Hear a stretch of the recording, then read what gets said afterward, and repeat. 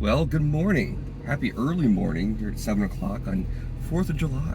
I thought it'd be fun to do a Mini Cooper video. I haven't done one of these for my Mini Cooper followers in a couple months, I'm sorry. Today I'm going to test the limits, but maximize the Mpg's on this thing. If you follow my channel, I did something very similar with my Corvette, and I got 33 miles per gallon in good conditions. And if you don't believe me, go check out that video.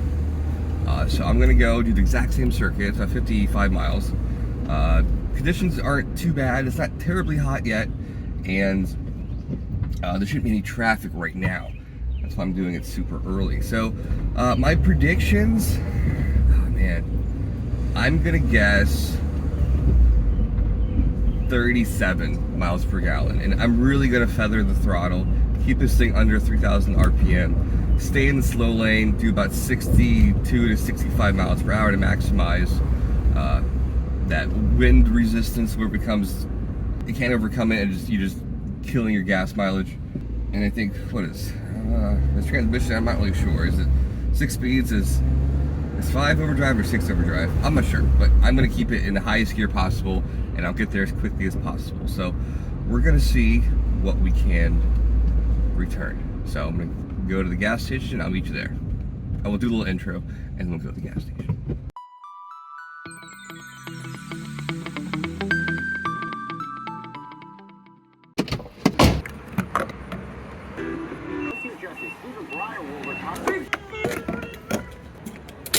Ugh, gross.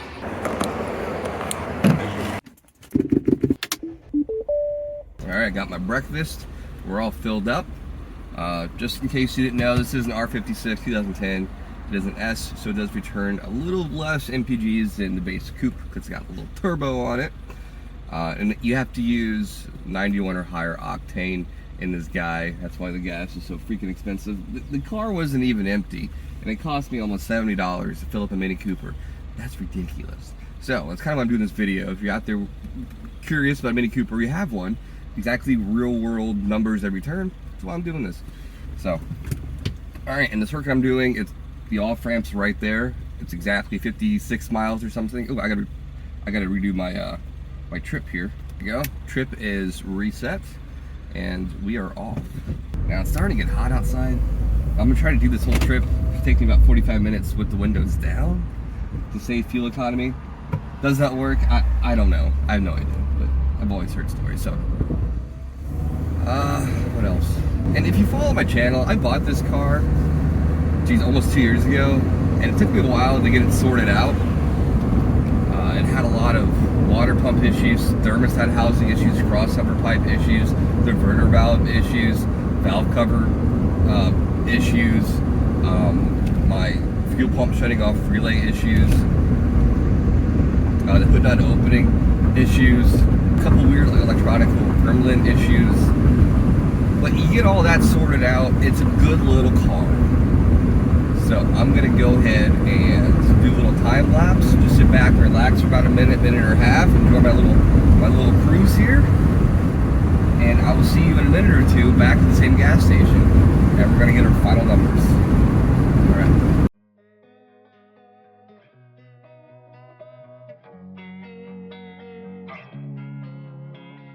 Losing time, I'm fading fast. I just wanna make it last. Try to let go of the past. I close my eyes, embrace the blast. Sleepless nights and headaches stack. Restlessness to hell and back. What's my purpose? What do I grab? A slippery surface, a heart attack. And sometimes you just gotta believe there's something. Alright, and the circuit is done. That was 57 miles on the dot. I still have, let me turn you around here, all my little carrots, the little ticks right there. People have carrots, Tic Tacs, whatever. So that's a good sign. So I'm going to go ahead and fill it up and see how much gas it takes. And then with the miles we did, do a little formulation. That'll give us our exact Mpg. I'm feeling pretty good about this. I kept the car in 6th gear the entire time. There was no traffic, kept it right at 65. Conditions were good, it was a little warm. I kept the windows up, it was hot. The last 20 minutes got hot. So, hope you guys appreciate this. Yeah, so go ahead and give your final guesses. I'm gonna guess 39 miles per gallon. Let's find out. All right, it took 1.3 gallons, pretty damn good.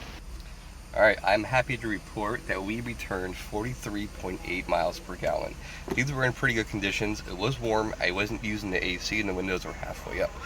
If you do have more people in the car and you like the way the turbo sounds with the diverter valve, you probably will return much less. I am shocked by that, honestly.